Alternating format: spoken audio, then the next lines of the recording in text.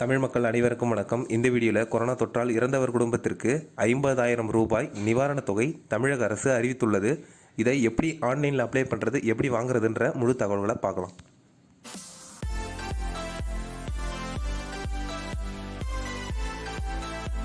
மழை, வெள்ளம் போன்ற இயற்கை பேரிடர்களால் சேதமடைந்த வீடுகளுக்கு நிவாரணத் தொகை, சேதமடைந்த பயிர்களுக்கு நிவாரணத் தொகை, கால்நடை இறப்புக்கு நிவாரணத் தொகை எப்படி அப்ளை பண்ணுறதுன்ற வீடியோ தனித்தனியாக டிஸ்கிரிப்ஷனில் லிங்க் கொடுக்குறேன், பார்த்து தெரிஞ்சுக்கோங்க. இந்த வீடியோவில் கொரோனாவால் பாதிக்கப்பட்டு இறந்தவருக்கு கொரோனா பாசிட்டிவ் சர்டிஃபிகேட் நீங்கள் வாங்கி வச்சுருந்தீங்கன்னா மாநில பேரிடர் நிவாரண நிதியிலிருந்து 50,000 நிவாரணத் தொகை வழங்குறதுக்கு தமிழக அரசு அரசாணை வெளியிட்டுள்ளது. அந்த அரசாணையை பற்றி கொஞ்சம் பார்த்துட்டு ஆன்லைனில் எப்படி அப்ளை பண்ணுறதுன்றதையும் பார்த்துடலாம். வீடியோவை ஸ்கிப் பண்ணாமல் பாருங்கள். மத்திய அரசு மற்றும் உச்சநீதிமன்றம் வழிகாட்டு நெறிமுறைகளின்படி மத்திய மற்றும் மாநில நிவாரண நிதிக்கான ஜிஓவில் சில திருத்தங்களை மேற்கொண்டு அதன்படி சென்ட்ரல் கவர்மெண்ட் என்ன சொல்லியிருக்காங்கன்னா, ஒவ்வொரு மாநிலத்திலுடைய ஸ்டேட் டிசாஸ்டர் ரெஸ்பான்ஸ் ஃபண்டு அதிலிருந்து கொரோனா தொற்றால் இறந்தவர்களுக்கு 50,000 வழங்க அந்தந்த மாநில அரசு முடிவு எடுத்துக்கலாம் அப்படின்னு சொல்லிட்டாங்க. அதன்படி தமிழக அரசு அரசாணை எண் 831 நாள் 3/12/2021 ஒரு அரசாணை வெளியிடுது. அந்த அரசாணையில் கொரோனாவால் பாதிக்கப்பட்டு இறந்தவர் குடும்பத்திற்கு கருணை தொகை ரூபாய் 50,000 வழங்கலான்ட்டு உத்தரவு பிறப்பிச்சிட்டாங்க. இந்த ஜிஓ படி கொரோனா பாசிட்டிவ் ஆன முதல் கேஸ், அதாவது 2019 ஆயிருக்கும், அதுலேருந்து இன்னைய வரைக்கும் கொரோனா பாசிட்டிவால் இறந்தவங்க அனைவருக்கும் 50,000 ரூபாய் வழங்கலாம் அப்படின்னு உத்தரவில் இருக்குது. இது யாருக்கெல்லாம் பொருந்தாதுன்றதை பார்க்கலாம். முன்கள பணியாளர்களாக அறிவித்த அரசு ஊழியர்கள், அவங்க குடும்பங்களுக்கு 25 லட்சம் அரசு சார்பாக வழங்கிட்டு இருக்காங்க.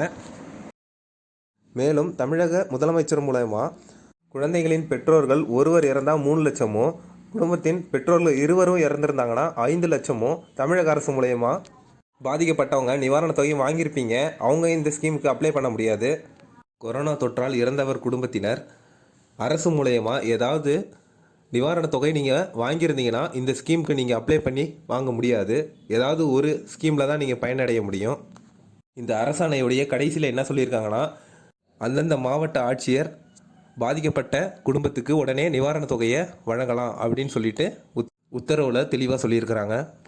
இந்த 50,000 ரூபாய் நிவாரணத் தொகையை வாங்குறதுக்கு ஆன்லைனில் அப்ளை பண்ணணும். ஆன்லைனில் அப்ளை பண்ணுறதுக்கு என்னென்ன சர்டிஃபிகேட்லாம் தேவைன்றதை பார்க்கலாம். இந்த சர்டிஃபிகேட்லாம் ஒரிஜினல் தான் இருக்கணும்.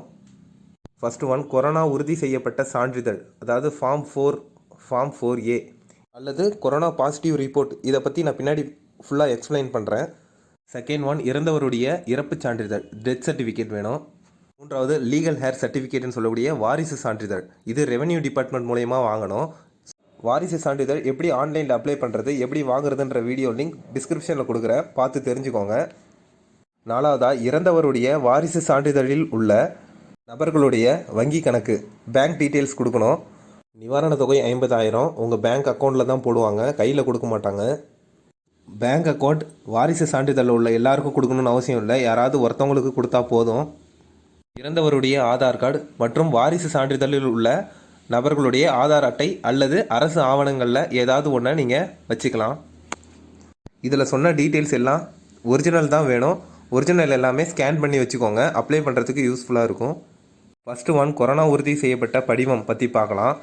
படிவம் 4A அப்படின்னா இறந்தவருடைய இறப்பு அறிக்கைன்னு சொல்லக்கூடிய டெத் ரிப்போர்ட்டுக்கான ஃபார்ம் இது. இந்த ஃபார்மில் இறந்தவர் எதனால் இறந்துருக்கிறாருன்றத காரணத்தை டாக்டர் குறிப்பிட்டு கையெழுத்து போட்டு உங்களுக்கு கொடுத்துருப்பாங்க. இந்த ஃபார்மில் கொரோனாவால் தான் அந்த நபர் இறந்துருக்காருன்றதை டாக்டர் சர்டிஃபிகேட் பண்ணி கொடுத்துருப்பாரு. இறந்தவருக்கு கொரோனா டெஸ்ட்டு கொடுத்துருப்பீங்க. அந்த கொரோனா டெஸ்ட்டுக்கான ரிசல்ட்டில் பாசிட்டிவ்னு இருக்கணும்.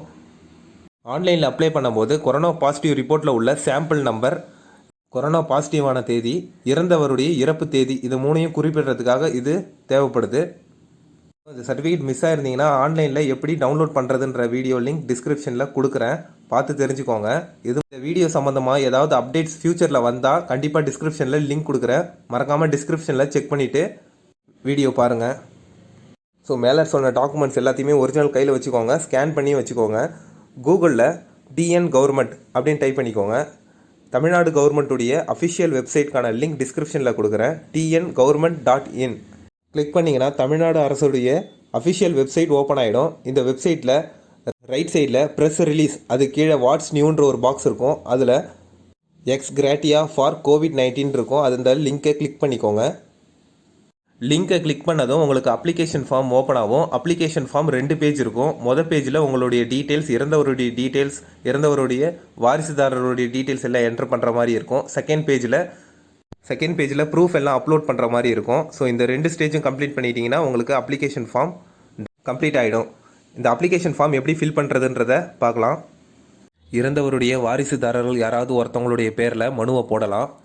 மனு போடுறவங்களுடைய பேரை ஃபஸ்ட்டு என்ட்ரு பண்ணிவிட்டு அடுத்த பாக்ஸில் இறந்தவருக்கு மனுதாரர் என்ன உறவு முறையோ அதை கிளிக் பண்ணிக்கோங்க.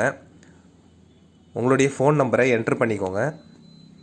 உங்களுக்கு மெயில் ஐடி இருந்திருந்தால் மெயில் ஐடி என்ட்ரு பண்ணுங்கள், இல்லைனா என்ட்ரு பண்ண தேவையில்லை. மெயில் ஐடி என்ட்ரு பண்ணதுக்கப்புறம் மனு போடுறவங்களுடைய ஆதார் கார்டு அல்லது கவர்மெண்ட் ப்ரூஃபில் உள்ள அட்ரஸை 1 by 1 ஃபில் பண்ணிக்கோங்க. தெரு, ஸ்ட்ரீட்டுன்னு ஒரு பாக்ஸ் இருக்கும். அதில் எந்த தெருவோ அந்த தெரு, உங்கள் வில்லேஜ் நேமையும் சேர்த்து என்ட்ரு பண்ணிக்கோங்க. உங்களுடைய மாவட்டத்தை சூஸ் பண்ணிவிட்டு உங்கள் வில்லேஜுக்கான பின்கோட் நம்பரை என்ட்ரு பண்ணிக்கோங்க. கடைசியாக நீங்கள் மேலே டைப் பண்ண அட்ரஸில் எத்தனை வருஷமாக இருக்கீங்கன்றதையும் என்ட்ரு பண்ணிக்கோங்க. ஸ்ட்ரீட்டுக்கு பக்கத்துலேயே உங்களுடைய ஊர் பேரையும் என்ட்ரு பண்ணிக்கோங்க. அடுத்தது பேசிக் டீட்டெயில்ஸ் ஆஃப் டிசீஸ்டு, இறந்தவரின் அடிப்படை விவரங்கள், அதை பற்றி பார்க்கலாம். இறந்தவருடைய பெயரை என்ட்ரு பண்ணிக்கோங்க. இறந்தவருடைய தகப்பனார் பெயர், தாயார் பெயர் அல்லது கணவர் பெயர் எதுவாக இருந்தாலும் அதை என்ட்ரு பண்ணிக்கோங்க. கவர்மெண்ட் ஐடி ப்ரூஃபில் உள்ளது போல் ஸ்பெல்லிங் மிஸ்டேக் இல்லாத என்ட்ரு பண்ணிக்கோங்க. இறந்தவர் ஆணா பெண்ணா அல்லது 3ஆம் பாலினத்தவரா அந்த ஆப்ஷனில் கிளிக் பண்ணிக்கோங்க. இறந்தவருடைய வயது டெத் சர்டிஃபிகேட்டில் இருக்கும், அதை என்ட்ரு பண்ணிக்கோங்க. கொரோனா உறுதி செய்யப்பட்ட தேதி, இறந்தவருக்கு கொரோனா பாசிட்டிவ் சர்டிஃபிகேட்டுன்னு ஒன்று இஷ்யூ பண்ணியிருப்பாங்க, அதை வாங்கி வச்சுருப்பீங்க, அந்த டேட்டை என்ட்ரு பண்ணிக்கோங்க. இறந்த நாள் மற்றும் நேரம் இது டெத் ரிப்போர்ட்டில் இருக்கும். இதில் எந்த தேதியில் இறந்தாங்களோ அந்த தேதி மற்றும் எந்த நேரத்தில் இறந்தாங்களோ அந்த நேரத்தையும் கரெக்டாக என்ட்ரு பண்ணிக்கோங்க. அடுத்ததாக இறந்த இடம் அப்படின்னு ஒரு ஆப்ஷன் இருக்கும், பிளேஸ் ஆஃப் டெத்து. அது டெத் சர்டிஃபிகேட்டில் தெளிவாக இருக்கும், அதை சூஸ் பண்ணிக்கோங்க. இறந்த மாவட்டம் கேட்டிருப்பாங்க. ஹாஸ்பிட்டலில் இறந்துருந்தாருன்னா ஹாஸ்பிட்டல் எந்த மாவட்டமோ அந்த மாவட்டத்தை கிளிக் பண்ணிக்கோங்க. இறந்த மாநிலத்தை கிளிக் பண்ணிக்கோங்க. ஸோ எல்லாத்தையும் சரியாக கொடுத்துருக்கீங்களான்றதை ஒன்ஸ் செக் பண்ணிக்கோங்க. அடுத்தது டீட்டெயில்ஸ் ஆஃப் லீகல் ஹேர்ஸ், சட்டப்பூர்வ வாரிசு விவரங்கள். ரெவென்யூ டிபார்ட்மெண்ட் மூலயமா வாரிசு சர்டிஃபிகேட் உங்களுக்கு இஷ்யூ பண்ணியிருப்பாங்க. அதில் உள்ள நபர்களுடைய டீட்டெயில்ஸை என்ட்ரு பண்ணுற மாதிரி இருக்கும். ஃபஸ்ட்டு மனுதாரருடைய பெயர், மனுதாரர் இறந்தவருக்கு என்ன உறவு முறையோ அதை கிளிக் பண்ணிக்கோங்க. மனுதாரருடைய ஆதார் நம்பரை என்ட்ரு பண்ணிக்கோங்க. ஆதார் நம்பர் இல்லாத பட்சத்தில் voter ID, driving licence, passport எது வேணாலும் என்ட்ரு பண்ணிக்கலாம். மனுதாரருடைய ஃபோன் நம்பரை என்ட்ரு பண்ணிவிட்டு மனுதாரருடைய பேங்க் அக்கௌண்ட் டீட்டெயில்ஸை ஃபில் பண்ணுற மாதிரி இருக்கும். அவங்களுடைய bank name, account number, IFSC code இது எல்லாத்தையுமே என்ட்ரு பண்ணிவிட்டு ரைட் சைடில் ப்ளஸ்ன்னு க்ரீன் கலரில் ஒரு ஆப்ஷன் இருக்கும், அதை கிளிக் பண்ணிக்கோங்க. ஸோ இது போல் எத்தனை வாரிசுதாரர் இருக்காங்களோ அவங்க எல்லாத்தையும் 1 by 1 ஃபில் பண்ணிக்கோங்க. வாரிசுதாரர்கள் எல்லாருக்கும் பேங்க் அக்கௌண்ட் கொடுக்கணும்னு அவசியம் கிடையாது. பேங்க் அக்கௌண்ட் இல்லாத பட்சத்தில் அதை எம்டியாக விட்டுட்டு ப்ளஸ்ன்ற ஆப்ஷனை கொடுத்து அடுத்து நேம் ஆட் பண்ணிகிட்டே போய்க்கலாம். ஒரு சில குடும்பத்தில் இறந்தவருக்கு 2 நபர்கள் அல்லது 3 வாரிசுதாரர்கள் உரிமை கோருவாங்க அந்த நிவாரணத் தொகைக்காக. அதனால தான் பேங்க் அக்கௌண்ட் டீட்டெயில்ஸ் எல்லாருக்கும் கேட்குறாங்க. ஸோ ஒன்றுக்கு மேற்பட்ட பேங்க் அக்கௌண்ட் நீங்கள் கொடுத்துருந்தீங்கன்னா அமௌண்ட்டை ஸ்ப்ளிட் பண்ணி உங்கள் அக்கௌண்ட்டில் கிரெடிட் பண்ணுவாங்க. ஸோ எல்லா டீட்டெயில்ஸும் 1 by 1 ப்ளஸ் கொடுத்துட்டே வந்துட்டு சேவ் பண்ணிக்கோங்க. அடுத்ததாக இறந்தவரின் நிரந்தர முகவரி, அதாவது இறந்தவருடைய ஆதார் கார்டு அல்லது கவர்மெண்ட் ஐடி ப்ரூஃபில் பார்த்தீங்கன்னா அட்ரஸ் இருக்கும், அதை சரியாக என்ட்ரு பண்ணிக்கோங்க. தெருக்கு பக்கத்தில் உங்களுடைய கிராமத்துடைய பேரையும் என்ட்ரு பண்ணிவிட்டு பின்கோடை சரியாக என்ட்ரு பண்ணிக்கோங்க. தகவல் தெரிவிக்க வேண்டிய முகவரி, அட்ரஸ் ஃபார் கம்யூனிகேஷனில் மனுதாரருடைய பர்மனண்ட் அட்ரஸை என்ட்ரு பண்ணிக்கோங்க. அதிகாரிகள் விசாரிக்க வரும்போது இந்த அட்ரஸில் தான் வந்து விசாரிப்பாங்க. சரியாகவும் தெளிவாகவும் டைப் பண்ணிக்கோங்க. அடுத்தது address of the hospital where treated, சிகிச்சை அளிக்கப்பட்ட மருத்துவமனையின் முகவரி. கொரோனாவால் இறந்தவர் எந்த ஹாஸ்பிட்டலில் அட்மிட் ஆகி ட்ரீட்மெண்ட் எடுத்துக்கிட்டாரோ அந்த ஹாஸ்பிட்டலுடைய நேமை என்ட்ரு பண்ணிக்கோங்க. அந்த ஹாஸ்பிட்டலுடைய அட்ரஸை 1 by 1 என்ட்ரு பண்ணிக்கோங்க. அவர் அந்த ஹாஸ்பிட்டலில் அட்மிட் ஆனதுக்கான ப்ரூஃப் ஏதாவது உங்ககிட்ட கண்டிப்பாக இருக்கும். ஸோ அதையும் நீங்கள் எடுத்து வச்சுக்கோங்க.